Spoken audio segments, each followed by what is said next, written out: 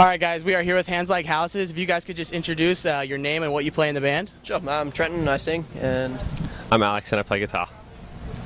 sings. And sings. Sometimes. Don't be modest. Don't be modest. So you guys have a new album coming out soon. Could you tell us a little bit about that? Sure, it was called Unimagine. It comes out July 23rd. We've spent the better part of the last 6 months just grinding out, getting the songs all, like we had 1 million scraps from 1 million different notebooks and computers and laptops and everything, like just all pounded into one place and made it work. So it was definitely a lot more pressure time-wise than with Ground Dweller. So I think we came out on top, did pretty well. And Yeah, we went down and recorded with James Paul Wisner, so he's done some of our favourite records. So we were really nervous going into the process, but after a week it was totally fine. We all became really good friends, and he just gave us so many ideas and sort of different ways of thinking about stuff. So literally couldn't have gone to a better person. So it's awesome. We just want everyone to hear it. Awesome. So what would you say the theme of this album is? Well, the title Unimagine is, I guess, one word to kind of wrap up how we feel about what we do in the band, what we do in life, and just finding satisfaction and contentment in, whatever we do. It's about, accepting the present and understanding it so you can kind of pull it apart and move forward with it.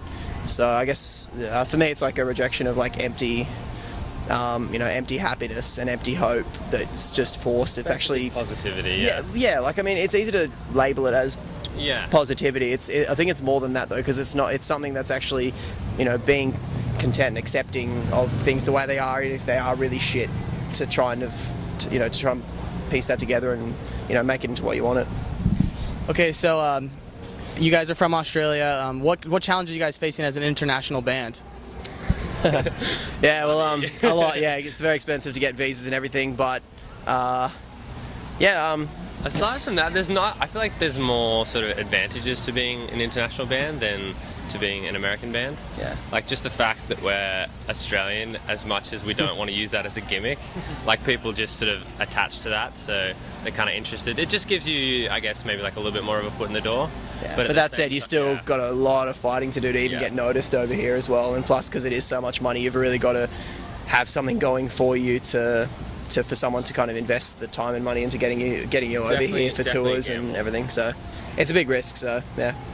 So if you were to have one bit of advice for upcoming bands, what would it be? Yeah, well, international bands, definitely get your visas right day one, because we've heard too many horror stories about bands coming out on the wrong visa, bringing their guitars, and TSA's like, yeah, nah.